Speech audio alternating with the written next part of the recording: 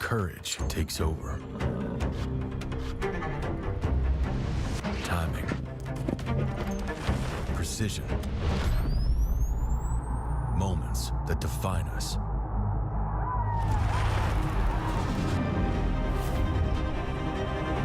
Cinch, lead, don't follow.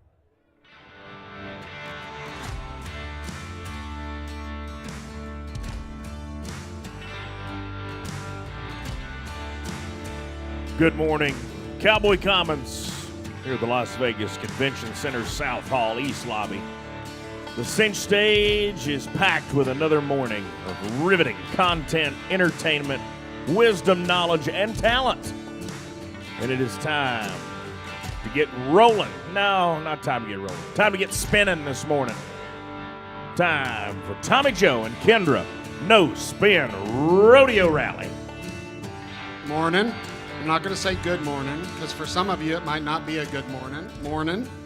Episode 43. Thank you, all you podcasters that are listening to No Spin Rodeo. Thank you if you're watching this on the Cowboy Channel Plus app or on Ride Pass with Pluto TV. We thank you all very much for joining us here this bright and early morning. And we figured, I want to just say good morning. We've got Greg. Morning. Good morning. Miss Kendra, how are you this morning? Good morning. It's good morning. It's a great morning, and any morning where we get graced with, this is the coolest guy in rodeo. Derek Begay is the coolest guy in rodeo.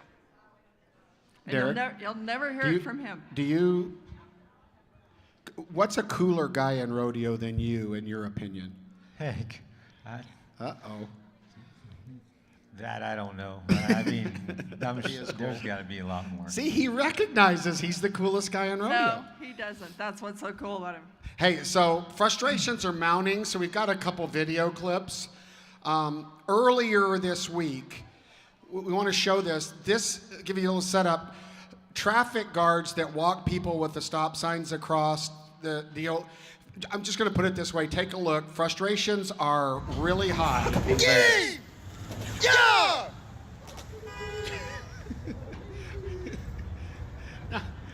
Wait, do that one more time, Greg. Can you start it over real quick? So, in case this is a traffic guard beating a car that went too fast with his stop sign. Here we go. Oh! Yeah! Hoo-yah! Then he leaves his stop sign. Now, this is the best part of it. He's walked off. He's done. He quit. I don't want to be a traffic cross guard anymore. And then the driver says, oh, well, thank you for the stop sign. I'm going to take it with me. Frustrations are mounting in Vegas, and evidently with a few no-spin fans, so I would be remiss if I didn't post this comment, which I'll let you read to me. Kendra, can you read that? You want me to read it? Yeah, would you I read haven't ever seen it before. Well, then. Okay, Lucia, get a nap or get it together. You are coming across as a pissy bitch. I love this podcast and enjoy hearing the inside scoop, because I'm not out there this year. I've helped the guys in the back pens. They're all hands. I'm very disappointed that you are digging on that crew. Animals have bad days. A couple years ago, we couldn't get a horse to load that usually self-loads. I've sorted Corco horses. They're a little wild. I wouldn't blame a crew when you weren't even there. Okay, now this did come in a little earlier, and hopefully, well, for one, join my wife and my family and my crew that call me a pissy bitch every day. Thank you for that, for reaffirming what I am at the core. But we did address this, and we don't dig on anybody. What we do is we tell what we hear, and then we give the other side a chance to respond to that, which we did. And the PRCA responded. We talked about the crews. So we're not digging on anybody. So you gotta listen. If you wanna learn, you gotta listen to what we're saying, because usually we're really not digging. We're just saying, hey, here's what we've been told. Here's the facts on it. So we did. You've probably heard it, and you know, but that doesn't change the fact that I'm a pissy bitch. Let's talk about our guest. I'm gonna let you set this up. Okay, well, so Big A's here roping at his 11th NFR. He and his best friend, Coulter Todd, won the average here last year. This year was kind of unusual. Your first finals was 08. Yes. Who'd you rope with at your first one? I roped with Victor Eros. He's a brother to George Eros and Caesar's uncle, Yellow Cruz. That's cool. There are a lot of connections around, well, Victor, okay, I want to take it back to what it was like to. I just want to jump in with him because, like, Victor and Myrtle's son, your sister Jamie is an NFR photographer here, Jamie Arviso. Her son, James Arviso, is going to be one of the next big things in the heading world, right? Yes. No, he still has a lot. He still got some ways to go, so I ain't saying anything yet. He's won a lot. Yeah, he's done good for as far as he's kind of been now. So I'm proud of him, but I'm the uncle that we're not just real, yay, good job, like proud of you. We were always kind of raised. My dad was just kind of raised, old school, just never get too happy. I mean, I'm sure, yeah, he's happy inside in his heart and his soul and everything. I do know that, but as far as, I don't know if he ever told me, good job, son. I mean, just that. I mean, I know it's there, but, and I'm the same way with kind of James. He kind of has to prove his part first. But I mean, that humility, that seems to just be part of you were born that way. It feels like, and you remind me a little bit of Champ, Clay Cooper, because you'll never hear it from him that he ever won anything. But I feel like you guys never think, there are people that walk around with the swagger, pun intended, with your great head horse swagger, but you don't. I mean, you don't have to tell yourself to be your mindset. I gotta tell myself some stuff inside. I mean, I gotta tell myself I'm good. I gotta tell myself I can do it, and I gotta tell myself I say that to myself inside personally, but I don't, like you said, I don't try to go tell no one, or I don't try to go walk it, or I don't try to show someone, but I do. I mean, you have to. Every day you gotta tell yourself that you can do whatever you want to do. So. What do you consider the highlight of your career? Was it winning the NFR last year with your best friend? Ooh. Oh, shoot. When you rodeo for so long, things kind of, they go away. It seems like there's a certain point 5-6 years ago, I probably could have said something would have come up pretty easy, but after that, you just kind of go and you rodeo, and it's just part of kind of what you do, and the accomplishments or the things you win along the way, they're there, they come, and then they're gone so fast. Like a year ago, Coulter and I, we win the average here at the NFR, and that would have to be one of the highlights, just because of who he is, and it's the biggest stage on rodeo, and the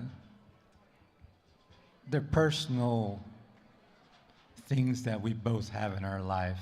That's what kind of means more to anything than stuff that people don't know. Just where we're at in our life and what we think, and we're not even rodeo guys, so it's that all that just it means something a little bit. Well, and I don't know, that everybody remembers that Coulter was here as an NFR header for a few years.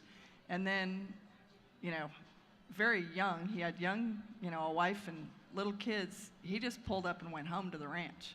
And he never would have come back out of retirement had it not been to heal for, he's one of those rare few that's an NFR switch ender. How hard is that to do, by the way? It's hard enough just to make it one time on the heading or the heeling, but to do what he did, it's hard. Guy's done it, obviously, so it is possible, and somebody else is probably going to do it again, but it's tough trying to make it in one event, and he was kind of a hero when I think he made the finals back in 2006 is the first time he kind of made it. And this was when rodeo wasn't really out there. It was on TV every night, but as far as all these different platforms and there was not a lot of access to those kind of guys. But he was a hero of mine watching. I used to watch him here at the NFR, and even though he was an Arizona guy, but the hype was still there, and I was still enjoyed watching him stay up late at night, trying to watch it the next day. So, but him to do what he did in the heading, to make it 3 years in a row and then just quit and be gone. I mean, away from it, like stepped away, didn't go to any amateur rodeos, didn't go to no pro rodeos, like just away from it. And then come back and rodeo and make the national finals healing. That's And something. win it. Yes, and winning, and that's something. And he's one of those guys that's really respected out here. All those guys kind of look up to him, ask him for advice. He's straightforward. He's just a good guy. There's not anything you can say bad about him. But for him to do what he did, it's pretty special. I think not that many people have access to be able to, visit with you, and I hope you won't be mad at me to bring it out, but to me, okay, you made it here 15th this year, and Coulter ended up 16th, and I was watching on TV that right at the end of the regular season, San Bernardino, and I think there are a lot of people who probably don't understand exactly how that went down. You were with your buddy team, Eric Rogers and Paul Eves, right? Only this time, usually you guys rope first, is that right?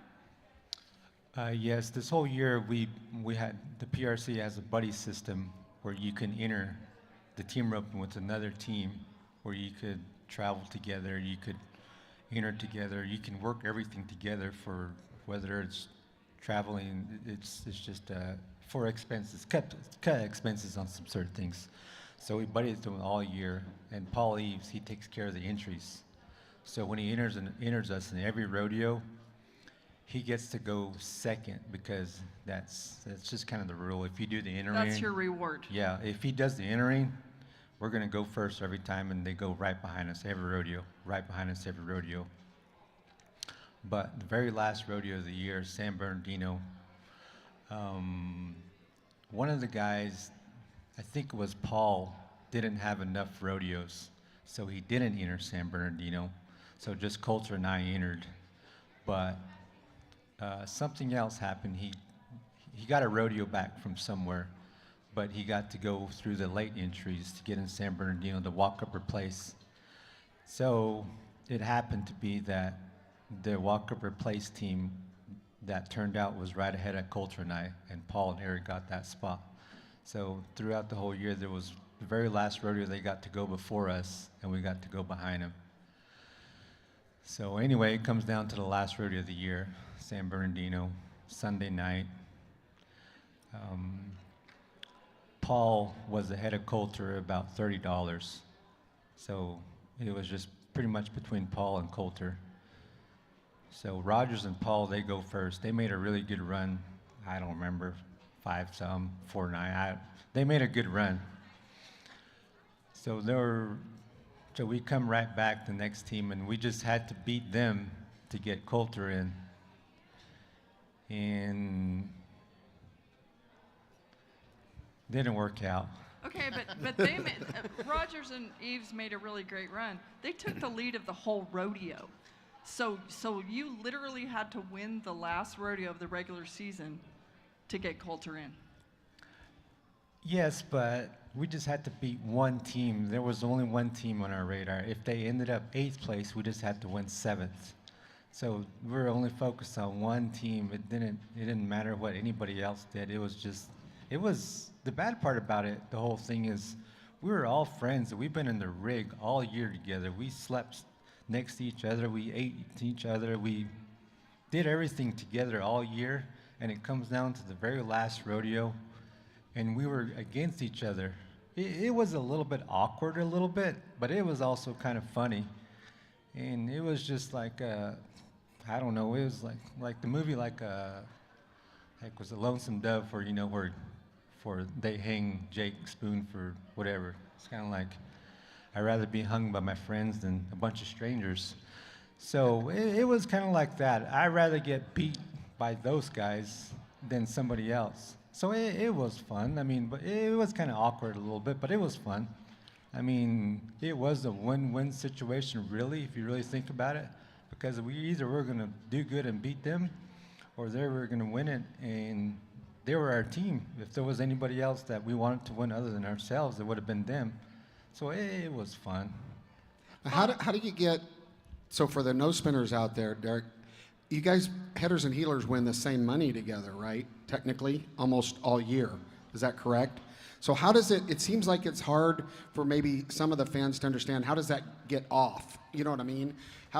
Why wouldn't you be out if he was out? Can you help explain that to the fans? Does that make sense what I'm saying? The world standings, you might have the same exact money and be in a different place in the world standings. I mean, there's different, or you could have filled in somewhere for somebody. But if you had to win separate to get there, right? Does that make sense? Yes. Well, Coulter and I, we roped that all the rodeos all year, so our money was the same. So as Rogers and Paul, I believe their money was the same. But what threw everything off was, I believe, Jonathan Torres, the guy I'm roping with now. He started the year with a different partner and did good throughout the winter and stuff. Anyway, he switched partners and got a different partner. So Jonathan is the one that put the odd deal in the healing side. So there was one guy that was Jonathan that was ahead of everybody else. Bumped everybody down. Everybody Got down. it. That makes sense. So that's that makes how. sense. And that's Most how people it- don't understand Yeah. that. They're like they're a irony that team. Then Jonathan's the one that, ropes with Begay here, and instead of Coulter. I mean, and by the way, Jonathan's roping great here. Yes, Jonathan's doing good. He's How does that work? I mean, do you guys, because it's got to be a little bit of an emotional connection with team roping partners, right? They kind of have each other's hearts. And then you got a new guy. Does that bond, do you guys latch onto each other, or do you just do business? Does that make sense? For me, in this situation, it was more than business because Coulter's my best friend. We're not out here for business. Rodeo, it's never really been a business to me, and it's not really a business to him because I know that. So it was beyond that. It was more about friendship. So the bond was as high as it can get, I believe. So letting my best friend down, it was a pretty big letdown for me anyway. I see, yeah. Coulter did not see it that way. Coulter was like, he said, I had complete and total peace. I kind of felt like this is how it was going to go. When he was riding out the arena, he was good with it, and he said, I feel like, I ranch for a living. These other guys needed to make it more than I did. This is just how God wanted it to go, and he was completely good with it. That's cool. Of course, he'd love to rope here. Well, yeah, But, I understand that. I'd like to speak a minute about modes of transportation, because I've seen you wheel into the NFR in an old rusty stock trailer, and I've seen you ride a bike at Reno. I've seen you ride a mini bike at Salinas, and this year you pull in with a mule, John Henry, who has kind of stolen the show.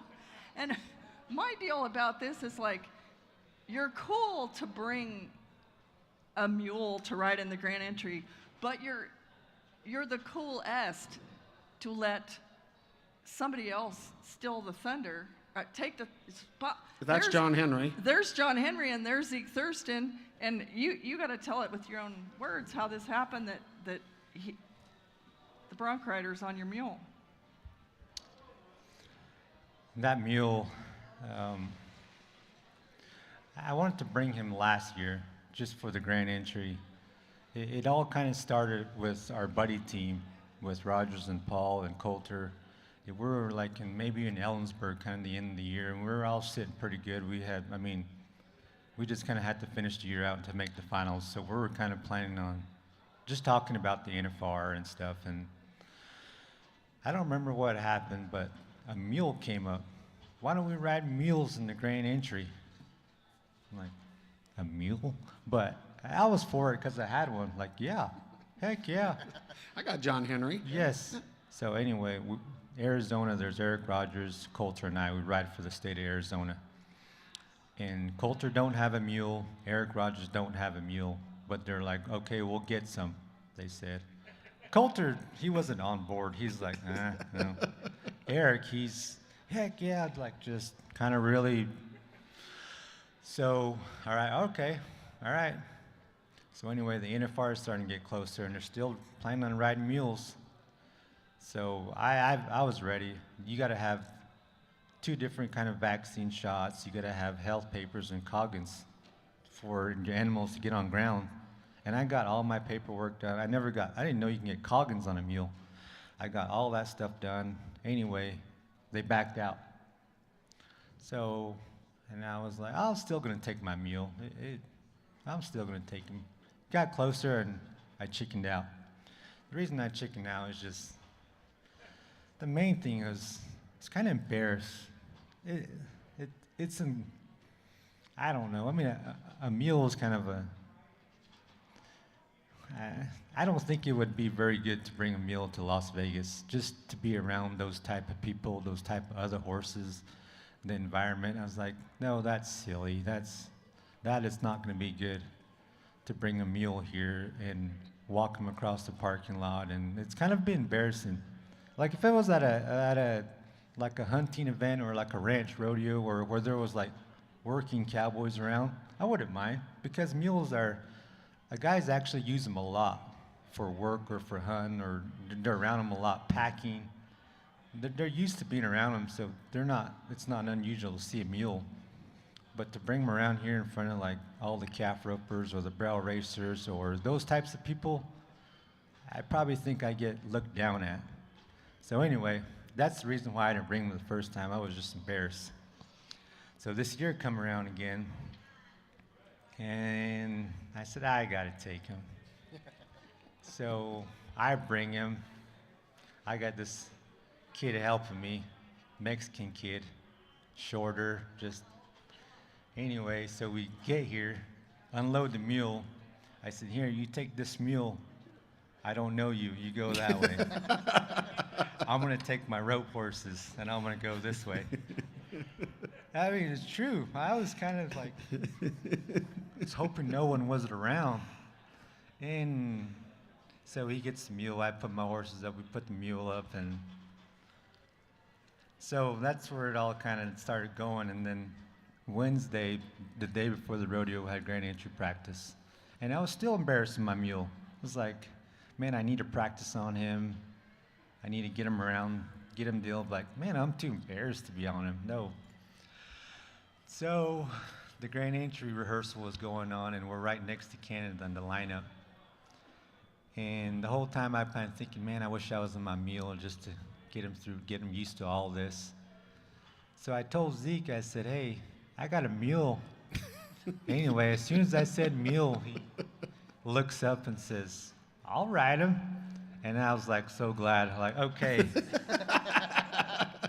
So that's where it started. And then the next day, the rodeo day, and that was really embarrassing then, because I knew I wasn't riding him. I still had that Mexican kid. He looks perfect on him. I mean, a mule Mexican kid, like, he looks, I mean, they look like they were together for their whole life. So the next day, the rodeo starts, rodeo day, and the Mexican's still on his own. I'm still over here. I said, saddle him up before I saddle my horses.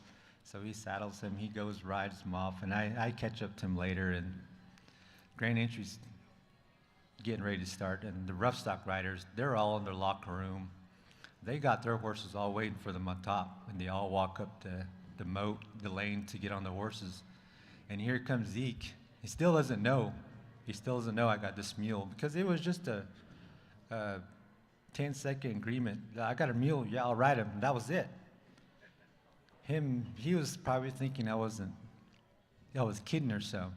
So he comes up the deal. I didn't tell no one. The only guy I told was Tyler Kraft, the horse that Picket Man, that Zeke's supposed to ride his horse. I told Tyler, I said, hey, Tyler, I got this mule for Zeke that I want him to ride tonight. He's supposed to ride your horse, but I'm going to make him ride this mule. I said, but don't tell him. He said, okay. So just so he knows that his Just, horse. but to be clear, Tyler Kraft, who works for Calgary Stampede, and they've only given a pickup horse of the year 2 years, the last 2 years, and he's won it on 2 different horses both years. To be clear, Zeke Thurston turned out the pickup horse of the year to get on the mule. Yeah, That's a fact. Yeah, that's correct, because in the grand entry rehearsal, he was on that nice buckskin. I think it's obviously Tyler's best horse.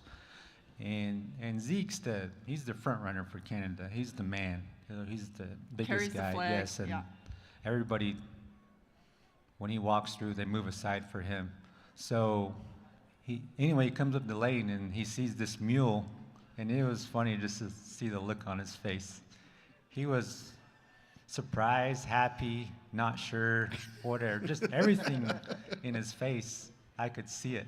And I didn't say nothing. All I did was, here you go. And he just gets on. I mean, he crawled right up on that mule, and I didn't say anything. I stayed out of it. I was still ashamed of him, like, I don't know you almost. What is John Henry? Is John Henry not? I mean, you can't be ashamed of. If You're not you use ashamed at him. home on the You're not desert. ashamed. Yeah, when you need him. What? Poor John Henry. Why are you? Yes, I'm not ashamed of him. It's around a certain type of people that I'm ashamed of. Like working, hunting, outdoor, those kind of people. Do we have the motive? I wanted to show mode of transportation. At You home. brought that. Well, I wanted to throw this up there. Let him find it. But you use him at home. He's still trying to find it. Yeah, it's in here. But can you rope on him? Yeah, you could rope on him, but he's How not, would he score? He'd score good because he probably just stand there. No, he's not very good to rope on. He's not very good to rope on, but I don't got him for roping. Modes of transportation. My favorite picture. Like, to me, That's Derek Begay. that's Derek Begay right there. Yeah. You still got that pickup? No, Oh, you sold it? You still loading horses in the back to take them to go somewhere? I got one that's a little bit more modern than that one. Okay, I have a question. Did you ever have one moment's pause? Remember the year that they were going to do a really cool, catchy opening, and they bucked Patrick Smith off in the opening? Did you ever? Does John Henry have any buck in him? Did you have any like, oh gosh, I could get sued? I bucked the guy off, and remember? Well, who was it? Wade Sundell had to be removed from the NFR a few years ago because he got bucked off in the Grand Entry. Remember that? Yeah, got injured, right? Yes. I've had that mule for a few years now, and he's never bucked one time. I'm not saying he won't, but he's never bucked one time. The only thing I was afraid of is in that Thomas and Mack, on the side of the arena, they have the electronic banners where they change electronically. That was the only thing I was afraid of. I was thinking, the only thing that crossed my mind that he might do bad is he might come out the lane, you got to make a little go around the flag girl, come along the fence, and the banner would change. And I was thinking, the only thing that I see could go wrong was it change, and he'd run off the other way. That would be the only thing, but that arena is so small, and those mules, or he can't run very fast anyway. So I was thinking, what's the worst that could happen? It's not like he can go anywhere. I mean, he might go through the crowd, but on him, the only thing that I could say go wrong with him is he would run off. That would be the only thing. But other than that, I wasn't worried about him at all. Okay. You on the, you kind of prefer, I don't know, humble, I don't even know if that's right, with the lifestyle. You're staying somewhere where you can cook your own breakfast, right? Here. What do you make for breakfast every morning? My mom, she cooks breakfast every morning. Right before I got here, she fried some bacon, hash browns. She put the bacon and the hash browns together, scrambled some eggs, and she made some fresh tortillas, and I had a Coke. From scratch? Tortillas? Yes, from scratch. So that's she cooks breakfast every morning, all the mornings I've been here. So that's the key to Las Vegas is when you get a motel room, try to get something with a kitchen, bigger refrigerator and a cooktop where In the mornings, you could have breakfast, sit around, drink coffee. And we're next door to the room we got at the Signature. Mom and Dad got the master bedroom, nice bedroom, big bathroom. My little girl and I, we have the middle part. It's just the couch with the kitchen. Since I've been here, I've been sleeping on the floor every night. You know, the pull-out couches. We pulled that out the first night, and it wasn't very comfortable. It was like that. It was terrible. So the second night, me and my little girl, we jerked it out and put it on the floor. So since the second night, we've been sleeping on the floor every night.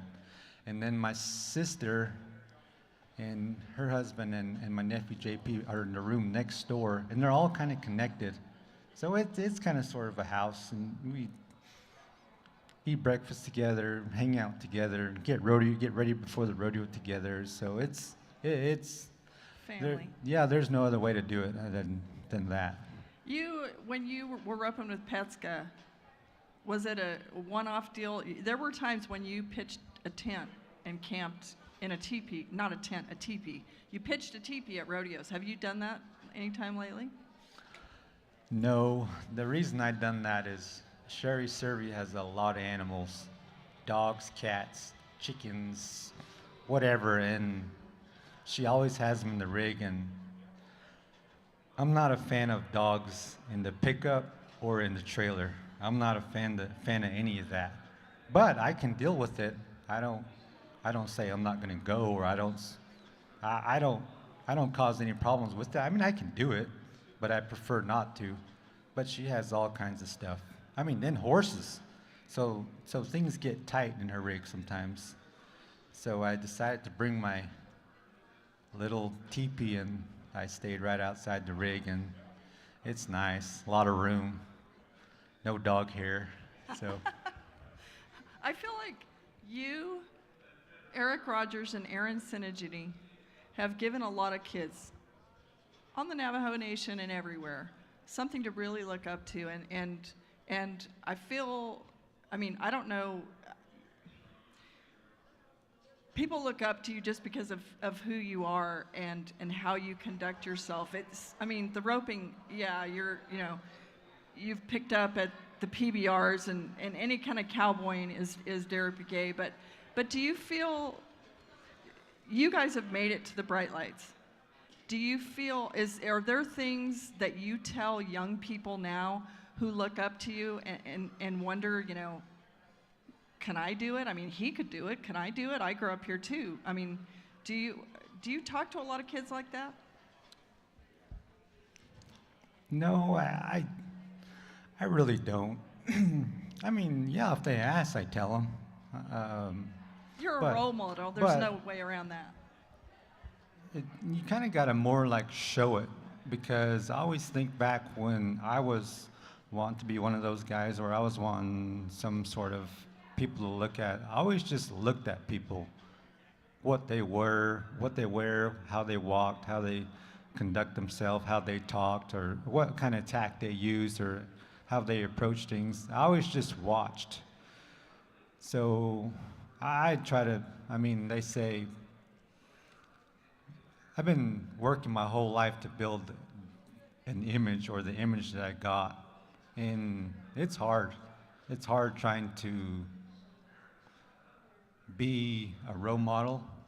I mean, I don't want to be, but there are people that are looking up to me, or kids, and I gotta do my part. But as far as like saying stuff to them, I do. I mean, it's hard to say stuff to certain people unless they come up to you and ask you, or unless you kind of know them on a personal level, because it's kind of hard nowadays to see where these kids are coming from. So you kind of gotta you only have a little bit of time to look at them, to see where they come from, who they are, to try to tell them something that they can remember.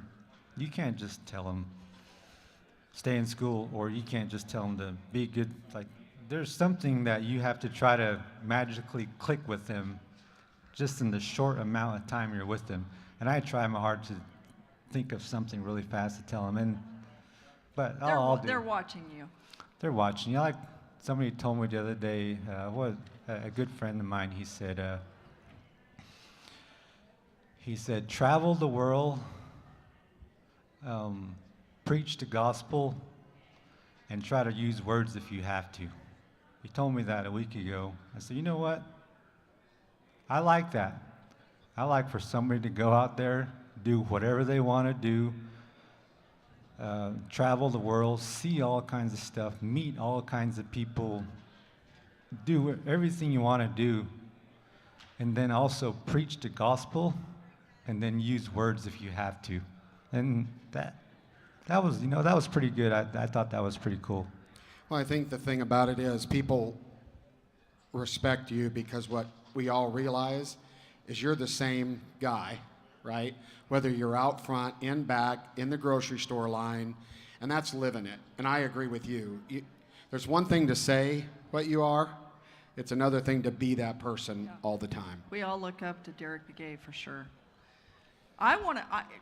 Begay is somebody who pays attention to all of rodeo.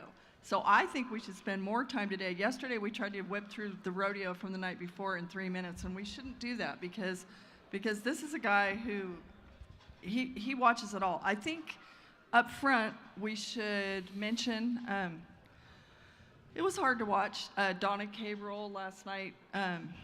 She got mugged out, and she, coming in the arena. It's the second thing that's happened. Do you get to see any of the barrel race, by the way? Yes. You do? So, okay, the other night, she was on a gray horse. I don't even know the horse's name, but the horse stumbled on the first barrel. The reins came over its head. The bottom line is she had no reins, and I don't know why, but the gate was wide open, and there she went out the arena with no reins. That was tough. Last night, she was on Valor, her past horse of the year, and they come up an alley and then they go to make that corner, and her left leg, the turn was too sharp, and she got jerked down hard. And the Justin medicine said, she cut her head, she sprained her left ankle, and she hurt her sacrum, which I had to look up what that is. It's a large triangular bone at the bottom of your spine. Tailbone. It's called the tailbone. Okay, it's tailbone. That's so that pointy thing. You should know what a tailbone is. So anyway. It hurts. By the way, I know. I hurt my tailbone one time, and it's very, very, very painful. Yeah, I got hooked in the tailbone one time, and let me tell you, you can't do any bodily function without a tear. Like it affects everything. Sneezing, you can imagine. We don't know how it's connected to everything. Sore she is right now, but everybody has a heart for her. And they also said that Carly Otero got kicked as of last night. That horse looks very hard to ride, and she's riding with a cracked pelvis now. Do you see these people out back, or not so much? Do you know Carly? Carly, yeah, I know her. She's about that thin. That's gotta hurt. Barrel racing's rough if you're sound. I've been around the barrels at, not the high rate speed that they go, but it looks smooth. Or anyway, the horse I was probably riding wasn't, but it's rough. Those horses are strong, and they make it look like it's smooth, and there's a lot of stuff going on there. You can't just be I'm sure it has to hurt whatever they got going on. The pelvis connects everything, right? I can't imagine that flexing. And that horse Carly rides looks especially hard to ride from the cheap seats. That horse is wide open, right? Yeah, that horse is strong, a lot of power, but she's doing good for just whatever she's got going on now, and I think she's gonna finish the next 2 rounds. I think she'll be okay. They showed her x-ray on the broadcast last night. I saw that, and it looks like there's like a zipper that goes down. I think that's her jean zipper. I know. but it looks broken, not. She's got a zipper in her, and they must have zippered her up. I just thought it was an interesting x-ray with the zipper. Before we get into the events, I think it jumps out at me that our world all-around race is pretty interesting. Shad Mayfield, Shad Mayfield's first, Junior Nogueira is second, Coleman's third. Shad's $1,000 ahead of Junior, and Junior is $1,000 ahead of Coleman. It's the all-around race. The fact that the all-around is going back to the timed event end, Do you like that? Yeah, I'm a time event guy. Um, I think the average is going to play a big role in the all-around race there at the end. I'm always for the guy that comes in the lead. Shad, he's had a great year and he's tripped some steers and did some heading and I hope he wins it, but he should if he does his job. I feel like it's been interesting because a lot of people have felt like, okay, he came in the lead in the all-around and the tie-down, and a lot of people are like, well, where's Shad been?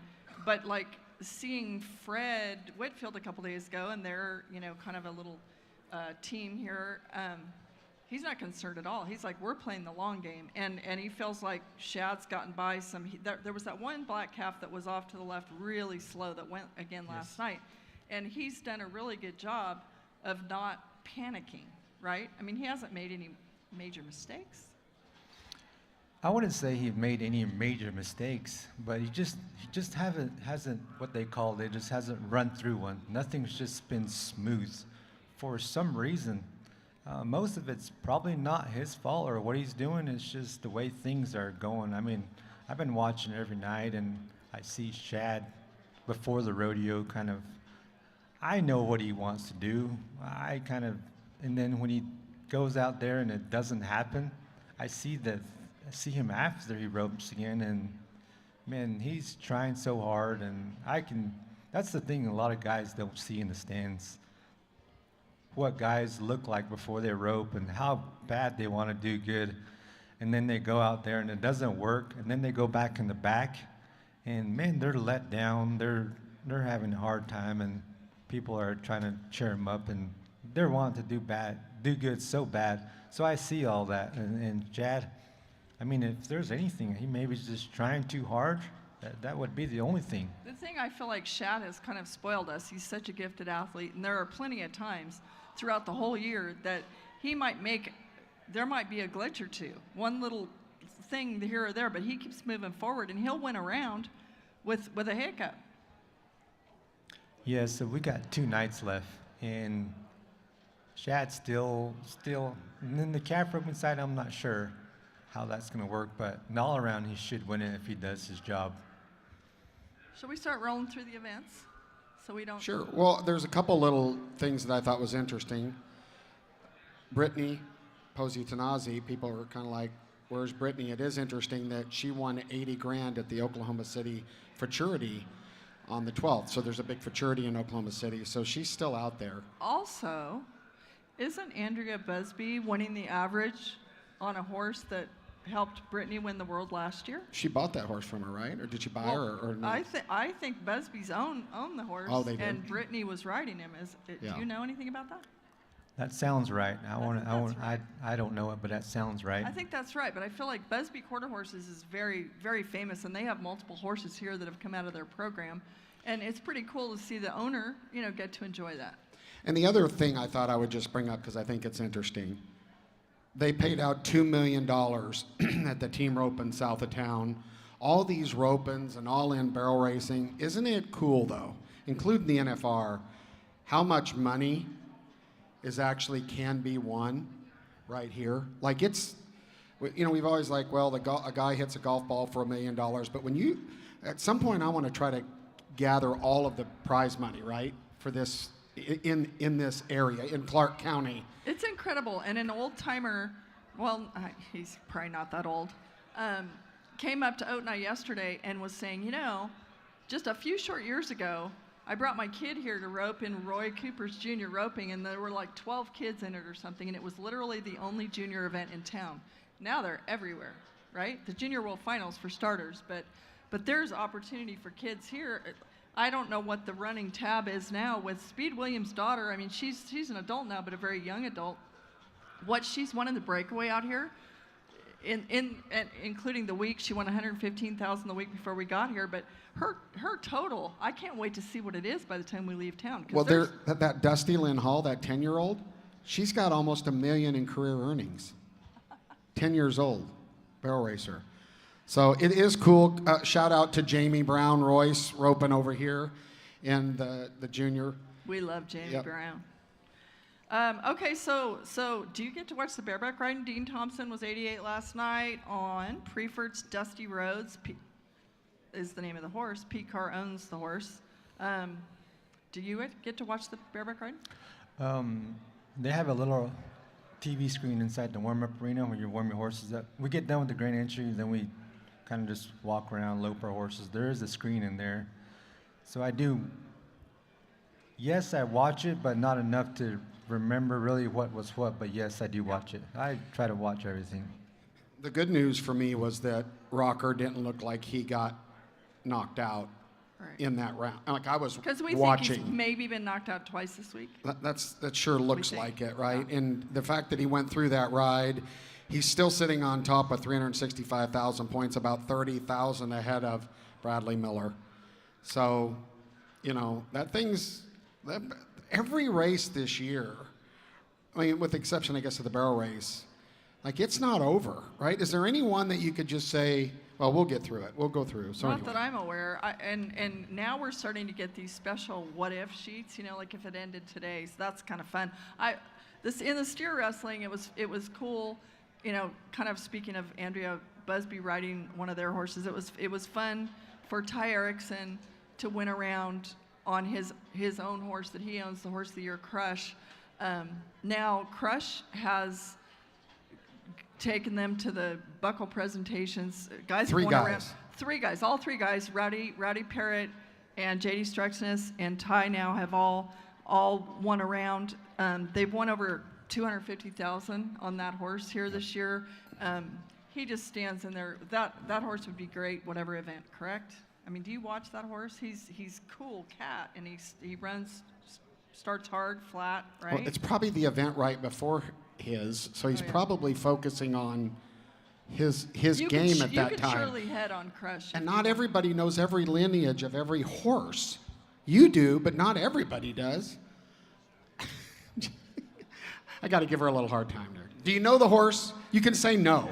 Yes, I know the horse. Okay. I'll sneak up there and I'll watch the steer wrestling right behind the healing box and stuff. And we also have a screen back in the tunnel back there too. So we all watch and we try to keep track of who's doing good. But yeah, that horse does stand there and is ready every night. If it would have ended last night, Will Loomis would have been the champ. Had they paid out the average and everything as it stood, of course, we're a long way from it being over. So now let's go to your event. So last night, Driggers and Junior, 3-4. That's one tick away from the arena record. Did you ever get to see a replay of the run? Or where were you? You roped before they did. So do Yeah. you get to watch any of the rest of the teams? Yeah, we roped right before they did, and we watched them back up on the screen. But yeah, the team roping, I've lost track of it. Especially, I haven't been doing very good myself, so I just don't even look at it. But those guys every night, the top three guys, one wins a round, the other two miss. The next night, two guys win a round, one miss. It's been going back and forth, so I kind of lost track on who's supposed to win it. I do know that had it ended last night, T. Wade and Wesley Thorpe would be the champs if they paid the average off.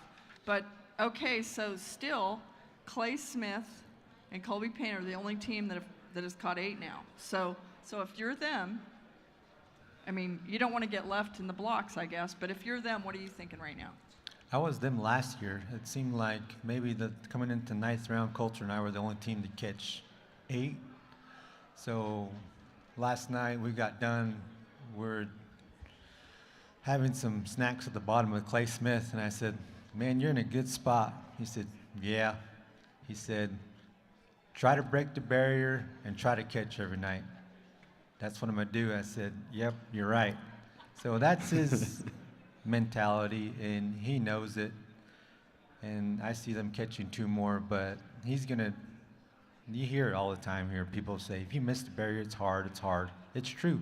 So Clay Smith, he's going to try to be on the barrier and try to get a time the next 2 nights. And to be clear, they had 15 seconds worth of penalties last night. He did break the barrier, and Colby did rope a leg, but it's irrelevant.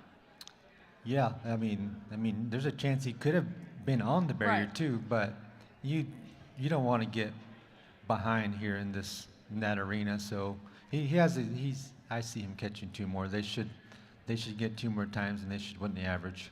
I feel like Coleman is roping out of this world. Lights out. Oh, He looks like he's really he's always having fun though, but doesn't he look? He looks like he's just kind of. I love how Heisman, that bay horse, shakes his head in there, and Coleman just laughs at him. It's kind of like when Sister's running down the alley with Haley, is shaking her head, and but him and that horse, they have a thing in this building, don't they? Yeah, Coleman, he's roping for a lot of things right now. I mean, obviously for himself, and he has a partner, but there is the all-around championship on the line, and he knows he has to win. So I think that's probably what helps him more than anything, is that he knows he has to win, and he knows he's good enough that he can do it. They also know that Stetson Wright's coming back next year. And so it might look just completely different, right? I mean, Yeah, you put Stetson in that mix, that changes it up a little bit. All right, we got No, 10 minutes great. left. Let's keep rolling. okay, so Ryder Wright, 88 points on Kadoka Kool-Aid of Corco's. So, Kadoka, have you ever been to Kadoka, South Dakota?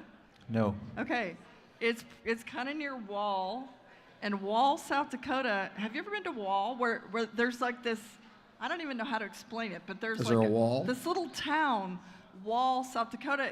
It was like kind of near where Oat grew up in the middle of nowhere in scenic South Dakota in the Badlands, but he's taken me there, and they're this big claim to fame is that they have free ice water, and so for weary travelers or whatever, Free ice water? free ice water. But the Wall, the I little think- humble. I think they have that everywhere. Oh, no. No, sometimes in Arizona and New Mexico, when you stop at a cafe, they will bring you a glass of water with no ice in it, right? But Wall. You've been there. Okay.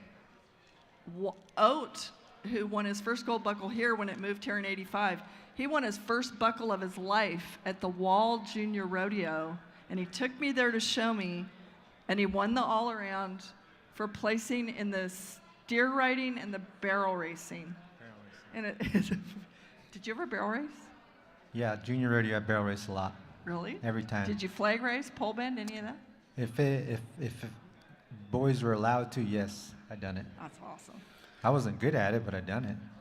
What about the bronc riding brigade? What do you think? Yeah, but you have a guy you like that you hang out with, like one of those that's. Yeah, every contestant has guys we like. I mean, I do. I mean, there's guys I naturally pull for first just because that's just the way your body is. And then after that, I'll start picking stuff. But, I mean, obviously this week, Zeke, I mean, what did he win? 5 world championships, and he's been the He's guy. won 4 and- world titles and 5 Canadian titles. So he's hot on Billy out Bear's Trail because Billy's got 5. And then he's riding my mule, so every night before the Grand Entry, we talk, see what horse he has, and so I have a kind of a connection with him, so I know him kind of behind all these papers and personally. So yeah, Zeke, he's kind of my guy. You know, I thought, I don't know if it would surprise people because I don't think we've talked about him one time. But if it had ended off and the average had been paid out after last night, Wyatt Casper would be the world champ. Yeah, he's up by 6 points in the average. There's just so many numbers to look at, right? It's Right. just true that everything can change. But I have a quick question. It seems to me, what do you think, Derek? Do you think being ranchy helps you on the timed event end or the rough stock event? Like, because my question was, what's the ranchiest bronc rider you think that's out there? I don't think it's probably Zeke. I don't know if I'd call him the ranchiest. I don't know. I've seen Zeke out in the middle of a pretty cold, wide open Nah, Canadian maybe prairie. that's what I'm saying. Is there a ranchy? What do you think? Do you think it'd be better on the timed event end to be a little ranchy or on the rough stock end? Or do you think it's even? I think it's better to be it, no matter what, whatever you are, a That's banker true. or anything. I mean, That's true. That's true. anything you can be to understand animals, whether it's a bucking horse or a roping steer or just Well, I think what helps the most out of all of that is just the hard work that goes all throughout all that stuff you do every day. It just makes the guy hard-headed. Well, I mentioned to him before the show that I love when he comes and ropes bulls at a PBR event that I'm doing, and it's because he savvies cattle, right? And there's a lot of good ropers out there that have a lot of good horses, not taking away anything from any of the bull dragger outers or escorts, whatever they call them now. This guy he just savvies the bull, right? He just got cow sense. So I think you're right. Ranching's important in all of it. I just think maybe, I don't know. Keep going. Okay, so the first few rounds, Marty Yates and Ty Harris, they split the round 8. They were both 7-3. We've talked earlier this week or whatever that both the Harris brothers are riding old Peso of Dustin Bird's the little buckskin who's got this building figure out, kind of like Coleman's Heisman. Fun for me personally. It was hard. Just little things kept happening to Marty for the first. He finally got his first check for 6th in round 7. Little things kept happening. Little fumbles with his tie and different things. But for me, okay, for one thing, right before we came out here, there was a freak accident. The gray horse that Marty's been riding, that Hunter Heron had been riding, and then Marty Yates had been riding. There was an accident, and the horse had to be put down right before the NFR. So that's, it's a pretty tough deal. Well, that little bay mare, she's very personal to me. She belongs to Rusty and Chisholm Allen, and in 2021, when my son drove coast to coast to make the NFR from Salinas, when it was September, they had the tour finale, and drove to Maine, that little bay mare was in his trailer that drove to Maine. And her name's Rolex. Taylor calls her Lil Mama, but she's stout, though. She's something special.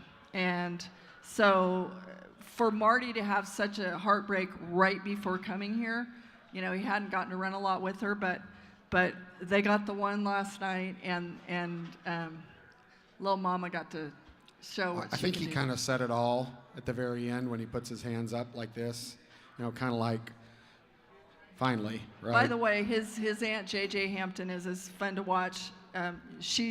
When you watch Stetson Wright make a ride with Statler and Ryder from the stands, JJ, who when Marty was just a little fart knocker, she was out there, telling him what's up.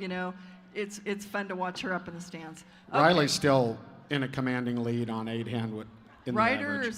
He's got it feels just. It starts to feel almost meant to be sometimes, different weeks when we're out here. So Shelly Morgan got on that famous mare Kiss. She was first out, and she split the round with Cassie, Mowry, and Jarvis last night. So that was 5 straight go-round wins for Cassie. I wonder what the record is. Well, five consecutive. Jimmy but, Monroe, yeah, right?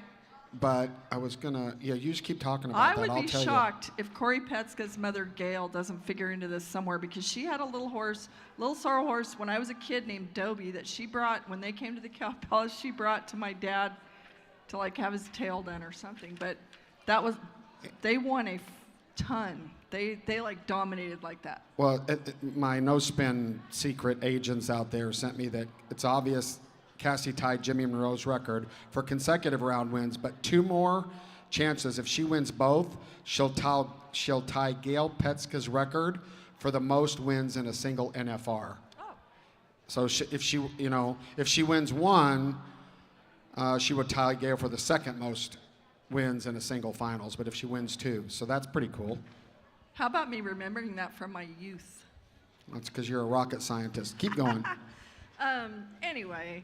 Everybody knows the touching story that's going on here with Cassie Mowry and losing her fiance who owned that horse right before that. So the bull riding. I'm finally going, Wasey Shalla, I have to say up front, Wasey Shalla, who's the rookie all-around of the year, he made the whistle and was 87 for the first time last night. It's been really difficult. I don't know him personally, but by the way, Hayes Waite won yeah, the round. with a broke, he broke his jaw right earlier and wired together. And I was reading that story. What do you do when you've got your jaw wired together and you got to throw up? You about have that? wire cutters with you, because I remember this from Ty Murray, because like he had his jaw wired shut, and he was drinking milkshakes through a straw, but he carried wire cutters with him because you cut the wires. If Well, you don't want fence cutters because you're not gonna was it small snips? I mean, this is okay. Well, I I'm just just thought saying, that was interesting, if you don't right? think Tandy Freeman isn't standing at the gate. You got a Leatherman. Get that Leatherman out and pop that thing open. But Hayes Waite, okay, so yes, he won the round. How many points was he? 88. Okay, he was 88 points. So funny here last year, remember the pirate in the grand entry? That was Hayes Waite. And now we've seen a mule and a Grinch. Yeah. We'll get back to you guys on the Grinch because that's all fun. But anyway, it meant, I'm assuming Wasey Shala was second. I don't even have everything. Wasey Shala was second with 87. TJ Gray and Josh Frost, 86. Ty in third. Now's the point in the week where you start going, okay, I think there are still people here who haven't won a dime. And Yeah, but that's, I think a bigger news story is Josh is sitting there two-head ridden above everybody else in the aggregate at 7. He's ridden Yeah. 7. So- That's a big deal. so as close to, nobody's clinched yet a gold buckle, but would Josh and Cassie have to be the two that you'd say Yeah, are looking? looking the best. If he rides one more, he's pretty much got that. He's average untouchable. He's now. got it. Yeah, he's not touchable. Well, we're out of time. Mr. Begay, thank you for joining us. We appreciate it. Any line off of Lonesome Dumb? I know it's your favorite movie that you want to send everybody off of. Favorite part of that movie? Mine was the rattlesnakes in the river. I can't get that out of my head. You? No, I don't got no. We got 2 more days here in Las Vegas, and it's been fun. It's been fun. I was telling someone the other day, I said, you know what? This is the first time and 11 times I've been here. I actually been enjoying it. The rodeo's actually been kind of getting in the way. Seems like just when it's fun, we got to get ready for the rodeo again. So it's been fun, but we get to go home in 2 days, and I can't wait. My wife's at home, and we're expecting a baby next week, and she didn't get to come this year. So as soon as that get done team roping Saturday night, I'm loading my horse and headed home. I don't And blame John you. Henry, don't leave him here. Yeah, Don't let him go to John Henry Canada. just because you're embarrassed about him. A little bit proud of him now. Thank you for joining us. It's been No Spin Rodeo. We'll see you tomorrow. Last one.